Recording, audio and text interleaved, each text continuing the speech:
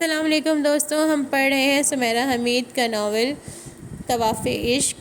آج اس کی ہے ایپیسوڈ نمبر 4۔ تو چلیے آئیے اسٹارٹ کرتے ہیں۔ سب سے آگے عزیزہ تھی جو کہ لٹیروں میں سے جگہ بناتے ہی ابن موسیٰ کی طرف بڑھ رہی تھی۔ کاروان حج، کاروان صحرا، کاروان حیات، کاروان عشق میں بدل چکا تھا۔ دور قاہرہ میں کچی پکی نیند سونے والا درویش نہ ماں کے لیے جاگ اٹھا ہوگا، تہجد کے لیے اٹھنے کی تیاری کرتی اس کی بیوی ایک دم رو دی ہوگی۔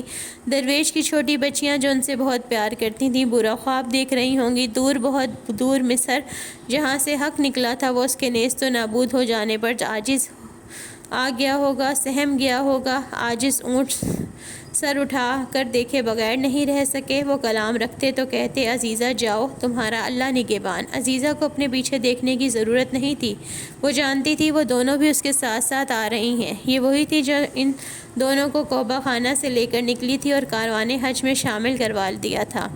وہ دونوں آگے آئیں، جرت جرت سینہ ٹھونک کر کہنا کہ ہاں میں حاضر ہوں۔ بولو کون ہو تم؟ میری موت، میری مشکل، میرا دکھ، میری مصیبت، میری ذلت۔ میں نے کہہ تو دیا کہ میں حاضر ہوں، آ جاؤ، آگے سے، پیچھے سے، ورنہ سامنے سے، آؤ گرو اوپر سے، ورنہ زمین سے پھوٹ نکلو۔ میں نے کہہ تو دیا میں حاضر ہوں۔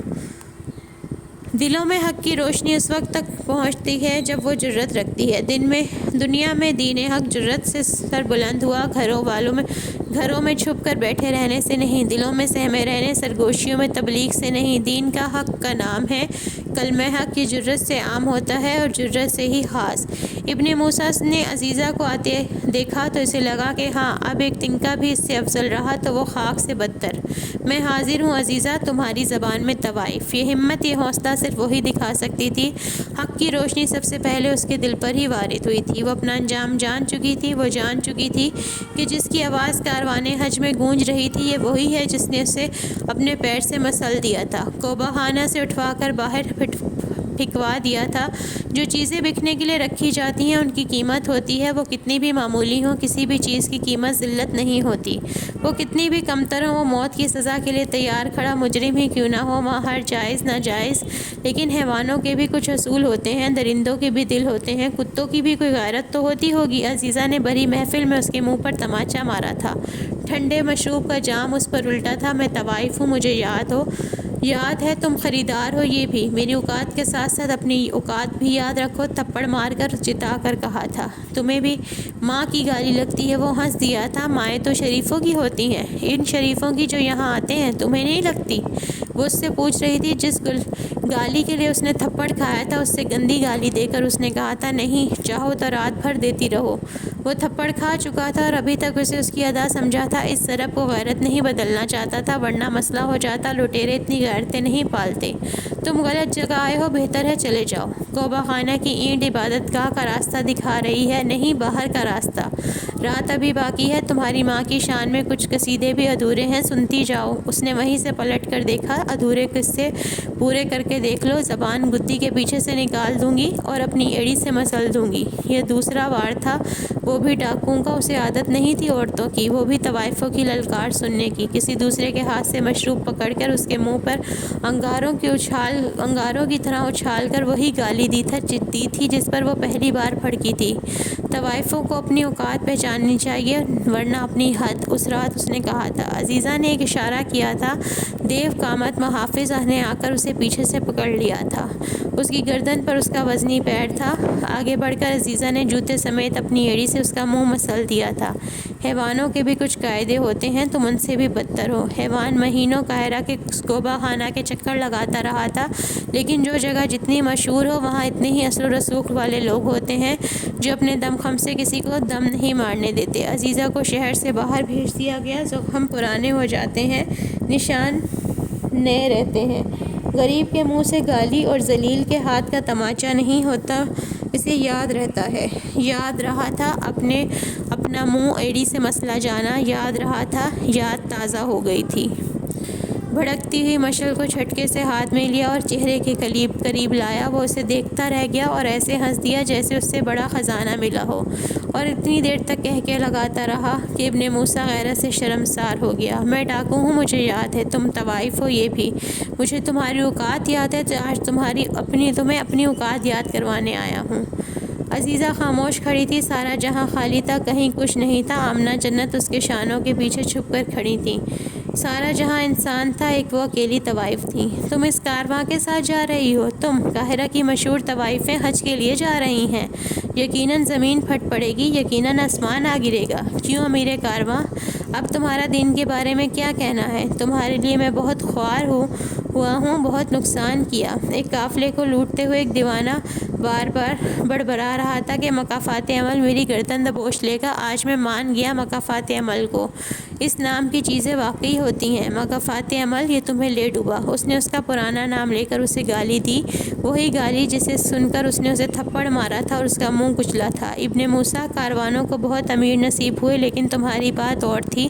تمہاری شہرت چار عالم تھی۔ میں نے بہت قافلے لوٹے، بہت لوگوں کو مارا، لیکن جو تاوان آج وصول پایا، اس سے پہلے کبھی نہیں پایا۔ عرش عروج دیکھتی ہے، میں نے اپنا عروج آج دیکھ لیا۔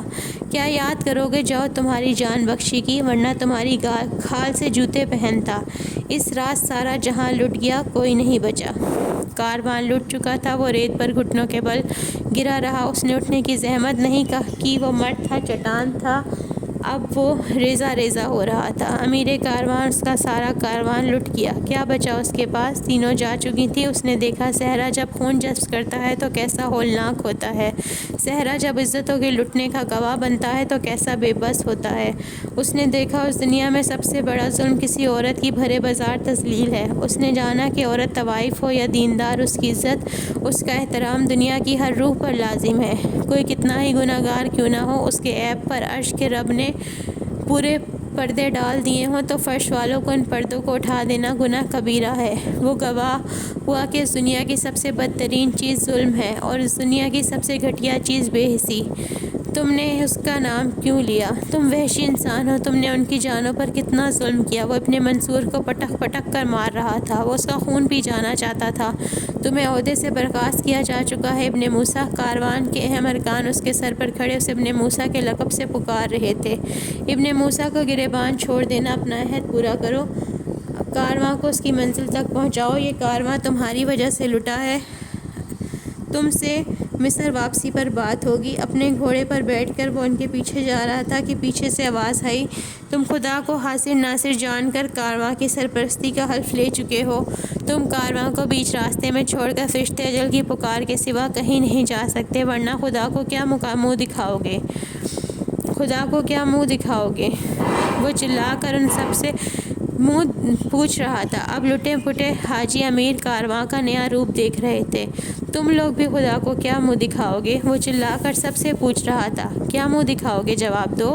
سوال کی شدت نے صحرا کا سینہ لرزا دیا، اور آمنہ کو ملے کلام حق پر لکھی تحریر کا ایک کلام زندہ ہو گیا تھا، اور وہ کہتا تھا، بتا اے انسان، خدا کو کیا منہ دکھائے گا؟ اس کی مخلوق کو کمتر پائے گا تو خود کو کیسے معتبر بنا پائے گا؟ اس کا گھوڑا صحرا میں بل کھا رہا تھا۔ اس نے لٹے پٹے کارواں کو دیکھا کہ ہستیاں اور بستیاں کیسے اجڑ جاتی ہیں ظلم سے، ناانصافی سے۔ سب حاجی اپنا سامان سمیٹ کر جا چکے تھے، اس کا سکون قرار سب ساتھ لے گئے تھے۔ اس نے دیکھا کہ کاروان حج بہت پیچھے رہ گیا تھا، لیکن حاجی آگے نکل گئے تھے، 3 حاجی، جنت، آمنہ اور عزیزہ۔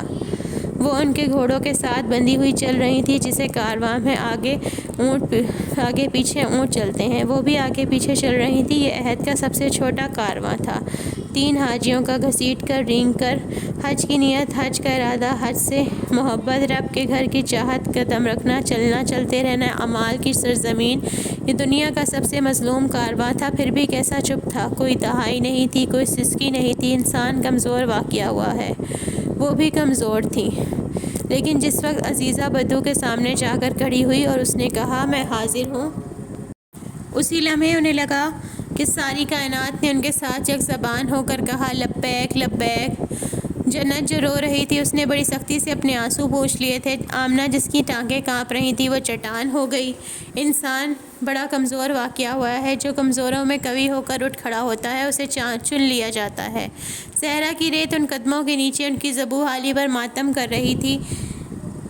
سردار بدو اپنے ٹھکانے پر پہنچ چکا تھا۔ ان کا سفر چور بازار ختم ہوا تھا۔ اس نے انہیں اتنی حیثیت بھی نہیں دی تھی کہ انہیں اپنے چور گھوڑوں کی پیٹھ پر سوار ہونے دیتا، اتنی حیثیت بھی نہیں تھی کہ انہیں اپنے چور ہاتھوں سے، اپنے چور جسموں سے۔ اب وہ چور بازار میں مشلوں کی روشنی میں چبوتروں پر کھڑی ہیں تینوں۔ یہ جیسوں کا چور بازار تھا، یہ چیزیں ذرائع ارزاں قیمت پر بکتی تھیں۔ چوروں لٹیروں کی چیزیں یہاں نیک پارسا عام خاص سب آ جاتے، غلیظ کمینے حرامی بھی، چور لٹیرے آقا غلام بھی۔ 3 دن تک ان کی بولیاں لگتی رہیں لیکن کوئی بولی ان کی قیمت پر پوری نہیں اتری۔ وہ اپنے حسن میں بامثال تھیں، وہ ان کے اونچے دام لگا رہے تھے اور وہ دور مردوں کے ہجوم میں بیٹھا ہنس رہا تھا۔ وہ کسی قیمت پر بھی ہاں نہیں کر رہا تھا۔ پہلے اس نے ان کی قیمت بڑھا دی، اتنی بڑھا دی کہ وہ وہاں سب کی پہنچ سے باہر ہو چکی تھی۔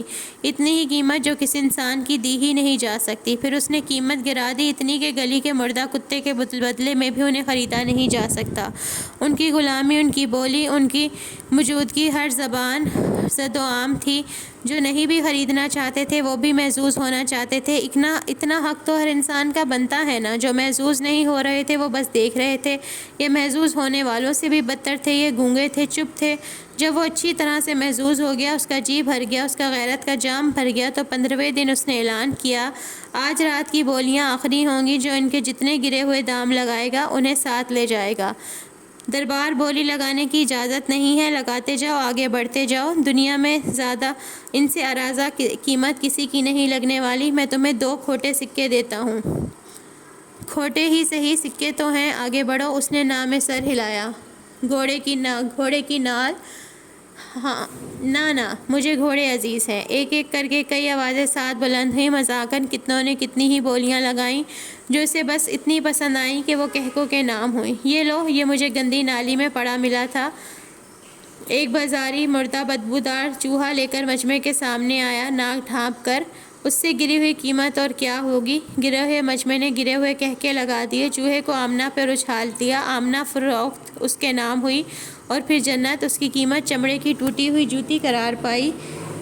پیر کی جوتی، پیروں کی خاک لیے جنت کی قیمت، وہ بھی فروخت ہوئی۔ مجھے لفظوں کا جادوگر کہا جاتا ہے، میں کھڑے کھڑے لغت تیار کر لیتا ہوں اور گری ہوئی گالیاں اس کے نام کرتا ہوں۔ اشارہ کر کے کہا، پھر ایک ایک کر کے گالیاں دینی شروع کیں۔ ہر گالی کہکے گونجے، ہر گالی پر واہ ہوئی۔ ایک گالی سن کر تماچا مارنے والے کی فروخت عزیزہ، وہ فروخت ہوئی۔ فروخت سر عام ہوئی دنیا کے بازار میں، انسانوں کے بھیس میں، حیوانوں کے ہجوم میں، کہ جب کسی انسان کی بولی لگتی ہے تو وہ گری ہوئی قیمت پر لگتی ہے۔ سب سے ارزاں وہ اعمال کی نہیں، اوقات کی لگتی ہے۔ ان کی اوقات کی یہی قیمت تھی اور ان کے سرات کی قیمت۔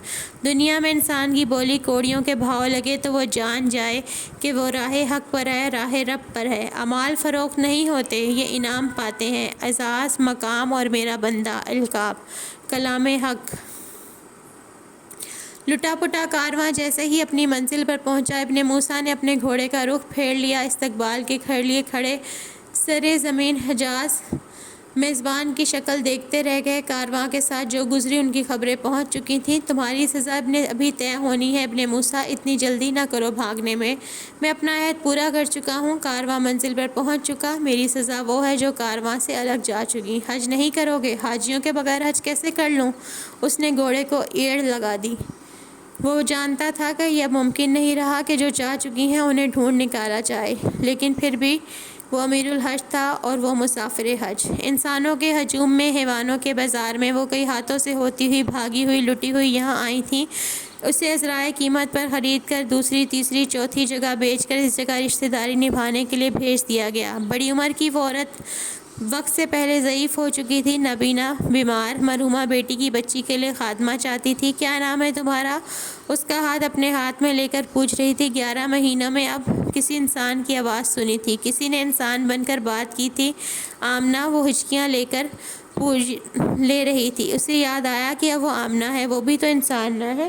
آمنہ، میری بیٹی کبریٰ بھی تم جیسی تھی، ایسی ہی معصوم، بات بات پر رونے والی۔ وہ اس کے چہرے پر اپنا ہاتھ پھیر رہی تھی۔ نابینا لوگوں کو سب دکھائی دیتا ہے آمنہ، چپ ہو جاؤ، رونا بند کرو، دیکھو اللہ نے میری سن لی۔ خدمت کے لیے لوگ تو بہت مل رہے تھے لیکن ماں نہیں مل رہی تھی۔ چچا زاد بھائی کی بہت منتیں کیں کہ کوئی اچھی سی ماں لا دو، سب کہتے ہیں میں پاگل ہوں۔ میں نے کہا بس مجھ جیسی پاگل لا دو۔ دیکھو کیا میں پاگل ہوں؟ کیا بوڑھا اور نابینا ہو جانا، انسان سے انسان ہو جانا چھین لینا، اس کا نعمتوں پر حق نہیں رہتا، بس موت کے لائق سمجھا جاتا ہے؟ میں نابینا نہ ہوتی تو بہت کچھ کر لیتی، اب سب تم کرنا۔ بستر پر بیماروں کی طرح 1.5 سال کی کمزور ناتواں سی بچی کو گود میں اٹھا کر اس نے سینے سے لگایا۔ وہ اپنے آپ سے بچھڑ گئی تھی، اب ملی تھی۔ اتنی بے رحمی دیکھ لی تھی، لگتا تھا اپنے اندر سے بھی رحم مٹ گیا ہے، لیکن اس کے سینے میں دھڑکتے دل سے مرحومہ ماں کی ایک دھڑکن زندہ تھی۔ بچی کو سینے سے لگایا تو اپنے اندر کے رحم کے سمندر کو ٹھاٹے مارتے محسوس کیے، جسے وہ بچی ہمیشہ سے سیکھی تھی۔ کیا نام ہے اس کا؟ کسوہ۔ پتہ نہیں کبریٰ کو کیسے خبر ہوئی کہ بیٹی ہی ہوگی۔ 9 مہینے کسوہ کسوہ کہہ کر اسے بلاتی رہی۔ کسوہ، وہ زیر لب بڑبڑائی، کسوۃ الکعبہ، زیر لب دہرایا۔ کہانی وہیں سے تو شروع ہوئی تھی۔ کسوہ یہ اس عورت کی بیٹی تھی جو حافظ قرآن تھی، جس نے خواب میں دیکھا تھا کہ وہ اپنی اولاد کو حافظ قرآن بنا کر اس مدرسے سے بھیجے گی جہاں بچیاں کسوۃ الکعبہ کی تیاری میں حصہ لیتی ہیں، جہاں غلاف کعبہ تیار ہوتا ہے۔ ماں نے 9 مہینے ہر سانس قرآن کی آیتیں پڑھی تھیں۔ ماں نے پہلے لمحے سے اولاد کے لیے تیاری شروع کر دی تھی۔ وہ ماں جا چکی تھی جو ماں اسے اب ملی تھی۔ وہ حافظ قرآن تو نہیں تھی، وہ شہر سے دور، بہت دور، قبرستان جیسے ویران میدان میں بنے اس کوٹھری نما گھر میں بیٹھی ہوئی تھی، جہاں چند اور لوگ موجود ہیں جنہوں نے اپنے ناک سے، ہاتھ سے ورنہ کپڑے سے ڈھانپ رکھے ہیں۔ صرف وہ اکیلی ہے جس نے اسے ایسا تردد نہیں کیا۔ وہ اسے اپنے بھائی کے لیے لایا تھا جو ایسی بیماری میں مبتلا تھا جس نے اسے آبادی سے دور پھینکنے پر مجبور کر دیا تھا۔ پہلے لوگوں کا ماننا تھا کہ اسے کوڑ ہے، لیکن طبیب نے کہا یہ کوڑ نہیں، اس سے بہتر بھی نہیں۔ وہ وبائی مرض نہیں تھا، لیکن لوگ سمجھنے کے لیے تیار نہیں تھے۔ اس کے سوتیلے بھائی نے اسے ویرانے میں پھینک دیا تھا۔ اس کے سارے جسم پر بلبلوں جیسے زخم تھے، ان میں خون آلود پیپ تھی۔ وہ چلنے پھرنے سے عاجز تھا۔ 3 وقت کا کھانا اس کے پاس ویرانے میں لانا ایسے جوئے شعر تھا جس کے لیے ملازم رکھا تھا، لیکن کوئی ملازم اس کی دیکھ بھال کے لیے تیار نہیں تھا۔ اس کی بیماری سے خوفزدہ تھے، کوئی اس کے پاس کھڑا نہیں ہوتا تھا۔ بازار میں بکنے والی اراضا جنت کو اپنے ساتھ لے آیا۔ وہ خصلت میں کمینہ نہیں تھا، لیکن جب بازار لگا ہوا اور ان جیسوں کی بولیاں دی جا رہی ہوں تو پھر بہت سو کے اندر کی خباثت باہر نکل ہی آتی ہے۔ وہ بھلا انسان کا لالچ بھی کبھی ختم ہوا ہے؟ جس نے اسے وصول پایا تھا اسے گھسیٹ کر اپنے ٹھکانے کی طرف لے جا رہا تھا۔ اس نے اس کا پیچھا کیا اور اس کے آگے چند سکے پھینکے۔ انہیں اٹھاؤ اور اسے چھوڑ کر دفع ہو جاؤ۔ اس نے سکے اٹھائے، دفع ہوا۔ الٹا تمسخر سے اس نے اپنے خادم کو اشارہ کیا اور ایک پتھر اٹھا کر اسے دے مارا۔ تمہاری عزت بچائی ہے، جان بچانا چاہتی ہو، ساتھ چلو۔ عزت بچانے والا جان خرید رہا تھا۔ وہ چپ چاپ نہ بھی ہوتی تو کیا جیت جاتی؟ وہ دنیا کے کسی بھی انسان سے جیت جاتی کیا؟ اس کا ایمان چٹان تھا تو جسم بھربھری مٹی۔ تمہیں حنان مراد کے ساتھ نکاح قبول ہے؟ اس سے پوچھا جا رہا تھا۔ سوال اس سے کیا جاتا جس کے پاس جواب دینے کی گنجائش رہنے دی گئی ہو، لیکن اس کے ہونٹوں پر زخم تھے۔ اس کے قریب کھڑے ہونا ایسے تھا جیسے دم گھونٹ لینا۔ اس نے سر اٹھایا، آنکھیں بھیگی ہوئی تھیں، ہونٹ کانپ رہے تھے۔ اس کا جی چاہا اسے موت آئے، اس کا جی چاہا کیسے اس کا جی پھٹا تھا۔ اپنی ساس کے دل پر پڑھ پڑھ کر پھونکا کرو، دل بدل جائے گا اس کا۔ تمہیں یہ نکاح قبول ہے؟ ہم میں سے کسی ایک کا بھی نکاح ہو گیا تو ہم تینوں معتبر ہو جائیں گی۔ تمہیں یہ نکاح قبول ہے؟ یہ جنت ہے، اس جیسی ڈرپوک لڑکی پورے مصر میں نہیں ملے گی۔ قبول ہے، قبول ہے، قبول ہے۔ اس نے اپنی آنکھیں رگڑیں، بستر پہ پڑے مرد کو دیکھا۔ میں موجود ہوں، وہ صاحب چاہت تھی نا، اب وہ صاحب لبیک تھی۔ اس کی آواز پر سب نے سر اٹھا کر دیکھا۔ کیسی بہکی بہکی باتیں کر رہی تھی۔ میں حاضر ہوں، جنت حاضر ہے اے رب۔ ہاں وہ حاضر تھی، زندگی کا ہر تلخ جام پینے کے لیے وہ حاضر تھی، ایک ایسے بیمار کی بیوی بننے کے لیے جسے اس کے سگے سوتیلے رشتوں نے اٹھا کر بستی سے باہر پھینک دیا تھا۔ یہاں پہاڑ ہے، دلدل ہے، گھنا جنگل ہے، ڈراؤنا جنگل، گیلا جنگل، یہ درندہ، یہ غلام جنگل، آقا جنگل، یہ عزیزہ ہے۔ وہ ان 30 لوگوں میں سے ایک ہے جنہیں تون نے اپنا غلام بنا لیا تھا۔ اس کے آدمی بدنام، زمانہ منڈیوں سے جیسے غلام خرید کر لاتا ہے جن کے آگے پیچھے کوئی نہیں ہوتا، جو کوڑیوں کے مول فروخت ہوتے۔ 30 غلام، نوعمر بچیاں ہیں، کچھ بڑی عمر کی عورتیں، چند ضعیف عورتیں، کچھ ایک وہ ہے۔ وہ زمانہ عالمیت سے زمانہ غلامیت کے وقت میں آ چکی تھی۔ وہ اب تک اپنی پشت پر کتنے ہی کوڑے کھا چکی تھی جو بازار میں گاؤں کے مول بکنے والی جنگل میں ہیرے موتی ڈھونڈ رہی تھی۔ وہ زمین کی جنت سے خزانہ تلاش کر رہی تھی۔ کبھی یہ جنگل ڈاکوؤں کا مسکن ہوا کرتا تھا۔ وہ اتنے مشہور اور نڈر ڈاکو تھے کہ انہوں نے کئی سو شاہی قافلے لوٹ کر ان کے خزانے جنگل کو ہضم کروا دیے۔ انہوں نے بحری قزاق نہیں چھوڑے تھے۔ مشہور تھا کہ ہولناک زلزلے ان کا مسکن گہری اندھیری غار کا پورا زمینہ دھسا دیا تھا۔ جو جنگل سے فرار نہ ہو سکے، ان کا ماننا تھا کہ پورا جنگل، ہر درخت، ہر دلدل کی تہہ اس خزانے کا لقمہ کھائے ہوئے ہے۔ اسے اب ان کے پیٹ سے وہ سب نکالنا تھا، سکے اور ظروف۔ ہیرا زمین کے ہیروں کی تلاش میں تھا۔ جو سرے راہ لوٹ لیتے ہیں وہ ڈاکو ہوتے ہیں۔ جو زمین کے خزانوں کو اپنا پیٹ بھرنے کے لیے کھوجتے ہیں وہ چور ہوتے ہیں، زمین کا چور۔ زمین کے سینے میں جو کچھ ہے وہ زمین پر موجود ہر انسان کا ہے۔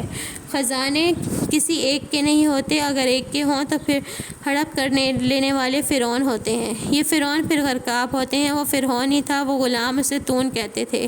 وہ فرعون اور طاعون کی خصوصیت کے اس نام سے واقف تھا، لیکن اسے اس نام پر کوئی اعتراض نہیں تھا۔ آقاؤں کے نام سے ہوتے ہیں، غلام کا بس ایک نام ہوتا ہے، غلام نہیں۔ روشنی کی پہلی کرن کے ساتھ انہیں جنگل کی طرف ہانک دیا جاتا۔ وہ زمین کھودتے نہیں، وہ زمین ایسے نہیں کھودی جا سکتی تھی جیسے پانی کے لیے کنویں۔ وہ گیلی، دلدلی، کٹیلی، زہریلی ہاتھوں سے کھودی جاتی، جیسے ریت سے بال تلاش کیا جاتا ہے، جیسے سمندر سے، جیسے جنگل سے پتنگا، جیسے سمندر سے آنسو۔ زلزلے اتنے بڑے گروہ کے ڈاکوؤں کے خزانے کے ڈاکوؤں کی طرح جنگل میں بکھیر دیا جاتا، یہ اس کا ماننا تھا۔ وہ گیلی مٹی کے سینے میں تھا جسے ہاتھ سے مسل کر نکالنا تھا۔ وہ کیچڑ دلدلی زمینوں میں تھا۔ کسی ہیرے کو خراش نہیں آنی چاہیے۔ انسان ہمیشہ کم قیمت چیزوں پر ہاتھ ڈالتا ہے۔ ہیرے جواہر پر اپنی قیمت بھلا کر اس نے پتھروں کو قیمتی بنایا۔ جنگل سے وہ خزانہ قطرہ قطرہ نچوڑ رہے تھے۔ نگرانی کے لیے 4 دیو قامت حبشی تھے۔ وہ کوڑے لے کر ان کے سروں پر سوار رہتے۔ نہ بھی سوار ہوتے تھے، اس گھنے جنگل سے کوئی باہر نہیں نکل سکتا تھا۔ تو ان کو ہیرے موتی چاہیے تھے۔ وہ تلاش کرنے والے اپنی دعاؤں سے نکالتے یا اپنے خون سے وہ معجزے کرتے یا جادو، ورنہ وہ غصے سے دیوانہ ہو جاتا۔ وہ 30 غلام کسی کو مرا جانے کی صورت میں 27-28 نئے غلاموں کی پر 30-35 جانور۔ اس جنگل میں نئے غلاموں کی آمد پر 30-35 جانور۔ اسی جنگل میں بنے اندھیرے غار ان کے ٹھکانے تھے۔ دن مشقت بھرے، رات سسکیوں بھری۔ جس دن ایک بھی موتی نہیں ملتا تھا، اس رات بھوک ملتی تھی، اس رات کوڑے ملتے تھے، اس رات کسی نہ کسی کی انگلی کٹی ملتی تھی۔ وہ ایک جوڑ سے انگلی کاٹتا تھا، ہاتھوں کی، پیروں کی، بچیوں تک کی 2-2 3-3 انگلیاں کٹی ہوئی تھیں۔ اپنی غلامی کے 15ویں دن اسے ایک درخت کی جڑ کھودتے ایک عمر رسیدہ پوٹلی ملی۔ ابھی وہ اس کے ہاتھ آئی ہی تھی کہ پیچھے سے اچک لی گئی۔ رات کے کھانے میں دونے والے زیادہ ملے تھے۔ پتھریلی زمین پر سوکھی گھاس کا بستر میسر آیا تھا۔ وہ موتیوں سے بھری ایک پوٹلی کھوج میں نکالنے میں کامیاب ہوئی تھی۔ ایسا اس نے نہیں کیا تھا، اس کے نصیب کے ہاتھوں ہوا تھا۔ وہ تو بس انگلیاں بچا رہی تھی، سسکیاں خرید رہی تھی۔ ہم 6 مہینے سے اس جنگل میں چوہوں کی طرح درختوں کی جڑیں کھود رہے ہیں، ہمارے ہاتھ چند موتیوں کے سوا کچھ نہیں آیا۔ تم نے بڑا مارکا مارا۔ بچیاں خوش تھیں کہ آج کی رات کوئی روک کر نہیں سوئے گا، کوئی تڑپے گا نہیں، کوئی سسکے گا نہیں۔ کیا پڑھ کر زمین کھودا تھا؟ ایک نے بڑی معصومیت سے پوچھا۔ تمہاری جانوں پر کوئی آنچ نہ آئے، یہ نیت رکھ کر کھودا تھا۔ وہ افسردہ ہو گئی۔ جس کی اپنی قیمت گالیاں تھیں وہ بیش قیمت ڈھونڈ چکی تھی۔ لیکن ہاں، جب لٹانے والے اس کے حسن پر لٹاتے تھے تو اس نے سوچا تھا، کہاں اس کے حسن کے پلڑے میں ہر خزانہ بے وزن ہے۔ زمین خالی ہو جائے گی لیکن اس کی قیمت نہیں چکا پائے گی۔ زمین اس کے تکبر کی قیمت اس کی ہتھیلیوں سے چکوا رہی تھی۔ وہ اس سے پوچھ رہی تھی، اگر حسن ایسا ہی کارگر ہتھیار ہے تو پھر یہ کن کیسے ہوا؟ تمہاری پیٹھ پر کوڑا کیوں پڑا؟ تمہارا مول کیوں نہ لگا؟ تکبر رائی کے دانے کے برابر بھی ہو تو زمین پر بڑا بھاری ہے۔ یہ روح پر پڑا کرب ہے۔ دکھائی دینے والی ہر چیز کم حیثیت ہے، حیثیت والی سب چیزیں پوشیدہ ہیں، با پردہ ہیں۔ کلام حق، تم نے کمال کر دیا، بتاؤ تم نے کیسے نکالا؟ تون پوچھ رہا تھا۔ زمین کو جس نیت سے ہاتھ لگایا جائے یہ ویسی ہی ہو جاتی ہے۔ قبر کھودنے کے لیے کھولو تو قبر کھود دیتی ہے، کنویں کے لیے کھولو تو پانی دے دیتی ہے، رزق کے لیے پھل پھول فصل سب دیتی ہے، خزانے کے لیے خزانہ دے دیتی ہے۔ میں نے ضعیف عورتوں کی جان تکلیف سے بچانے کے لیے کھودا اور اس نے بہت سکون سے اپنی نیت، اپنی مشقت کی حقیقت بیان کی۔ بھلا تم مجھ جیسے انسانوں کی پرواہ ہی کیوں کر رہے ہو؟ اس نے بے نیازی سے کہا۔ اس جنگل میں قید ہو کر بھی وہ ڈرتی نہیں تھی، اسے کسی شے کی پرواہ نہیں تھی، تب بھی جب اس کی بولی لگائی جا رہی تھی۔ بھلا حیوانوں کی منڈیوں میں انسانوں کی بولی لگائی جا سکتی ہے؟ وہ اپنے دل میں پشیمانی کی کوئی بھی گرہ لگانے نہیں دیتی تھی۔ لیکن تم لاپرواہ نہ ہونا، اب تم ہر روز زمین کو اسی نیت سے ہاتھ لگاؤ کہ اگر مجھے کچھ نہ ملا تو ان غلاموں میں سے کسی ایک کی انگلی کٹے گی، ہر روز کٹے گی۔ میں نے انسانوں سے بہت کام لیے ہیں، اب میں ایک اللہ والے سے کام لوں گا، کل صبح تیار رہنا۔ روح کو جس نیت سے جوڑا جائے وہ اس نیت پر عمل پذیر ہو جاتی ہے۔ روح یہ ایسی فرما بردار ہے، عمل اس کا نیت ہی تو دار و مدار ہے۔ کلام حق۔ یہ غیر تراشیدہ پتھروں سے بنا ایک غار نما کمرہ تھا۔ کمرے میں پانی کی سرائی رکھی تھی، دوسرے کمرے میں مراد کا بستر تھا۔ کمرے میں کھڑکی نہیں تھی کیونکہ وہ ہوا برداشت نہیں کر سکتا تھا، روشنی بھی اسے تکلیف دیتی تھی، چراغ کی روشنی بھی حرام تھی۔ اس گھر کو اگر گھر کہنا جائز ہے تو باہر جہاں تک نظر جاتی تھی وہاں ٹیلے میدان تھے، بس دور بہت دور درختوں کے جھنڈ دکھائی دیتے تھے، ان تک چل کر جانے میں اتنا وقت لگتا کہ واپسی پر انسان تھکن سے ہانپ جاتا۔ وہ ہر روز صبح جھنڈ تک جانا ہوتا تھا۔ وہاں ایک درخت تھا جس کے تازہ سبز پتے توڑ کر پانی میں ابال کر مراد کے زخم دھونے ہوتے تھے، صبح شام۔ نکاح کے بعد اس نے سب سے پہلے یہ کام کیا تھا، اپنی چادر الٹ کر، اپنی شرم اپنا لحاظ پرے رکھ کر مراد کے بھائی کی بیوی نے اسے راستہ دکھایا تھا۔ نئی نویلی دلہن نے وہ راستہ دیکھ لیا تھا اور اسی وقت چل کر اتنی دور تک گئی تھی۔ کاروان حج سے باہر ہونے کے بعد، چور بازار میں فروخت ہونے کے بعد اس کے پیروں میں چھالے نہیں پڑے تھے، اس کے مشقت کرتے ہاتھ تھکتے نہیں تھے، لیکن دور پیدل چل کر جاتے ہوئے، مطلوبہ درخت ڈھونڈتے ہوئے اور پتے توڑ کر واپس آتے، لکڑیاں اکٹھی کرتے، برتن میں پتے ابالتے، پھر زخموں کو دھوتے، وہ رو دی۔ وہ خود بھی خوبصورت تھی اور خوبصورتی کو پسند بھی کرتی تھی، اور اس جیسے بیمار زخم خوردہ انسان کو اپنا شوہر بنے دیکھ کر اپنے دل کے کارواں کو سوار کھول بیٹھی تھی، اور اس جیسے انسان کی بیوی بننے کی تمنائی تو وہ کبھی نہیں رہی تھی۔ جنت وہ ایک دن کی دلہن تھی، جنت وہ زندگی کے بہار کے ساتھ یاد رکھتی تھی۔ کعبہ خانے میں رہتے ہوئے بھی وہ نکاح کے خواب دیکھا کرتی تھی، وہ سوچا کرتی تھی کبھی کوئی اتنی وفا ضرور دکھائے گا کہ اس کے لیے ساری دنیا چھوڑ دے گا، لیکن اب وہ رو رہی تھی، اس کا دل بھاری تھا اور وہ بھی رو رہا تھا، اس کی زبان تک پر زخم تھے، بولنے میں بھی اسے تکلیف ہوتی تھی۔ مجھے معاف کر دو، میں خود غرض ہو گیا تھا، لیکن کیا کروں، اٹھ نہیں سکتا، چل نہیں سکتا، کھا نہیں سکتا، کما نہیں سکتا، بستر پر پڑا اپنی موت کا انتظار کر رہا ہوں، خود کو ختم بھی نہیں کر سکتا، یتیم اور مسکین ہوں، ستیلے بھائی نے اتنا بھی کر دیا بہت ہے کہ لیکن زندگی ایسی بھی مجبور نہیں کہ اسے تم جیسی پھول لڑکی پر ظلم کر کے ظالم بنا لیا جائے۔ جاؤ، میری طرف سے اجازت ہے، جاؤ، میں تمہیں آزاد۔ کہاں چلی جاؤں؟ وہ حیران اس بیمار کو دیکھ رہی تھی جو آج ہی اس کا شوہر بنا تھا۔ جہاں سے آئی ہو؟ میں طوائف رہی ہوں، اس کاروان حج کے ساتھ جا رہی تھی، پھر فروخت ہو گئی۔ تم طوائف نہیں، فرشتہ ہو جنت۔ بھلا مجھ جیسے لوگوں کی مدد کے لیے فرشتوں کے علاوہ کسے بھیجا جاتا ہے؟ وہ سارا جہاں اس بات کو سن کر بھول گئی تھی۔ کیا کہا تھا اس نے؟ تم فرشتہ ہو جنت۔ اس نے اپنا سانس نہیں روکا، ناک پر ہاتھ نہیں رکھا، منہ نہیں بنایا۔ تم نے میرے زخموں کو ایسے صاف کیا، ایسے۔ وہ پھر سے رو دیا، کتنی شرم سے رویا تھا وہ۔ تو دوستو، یہ تھی آج کی ایپیسوڈ۔ امید کرتی ہوں کہ آپ کو میری ایپیسوڈ پسند آئی ہوگی۔ کل پھر ملیں گے۔ اللہ حافظ۔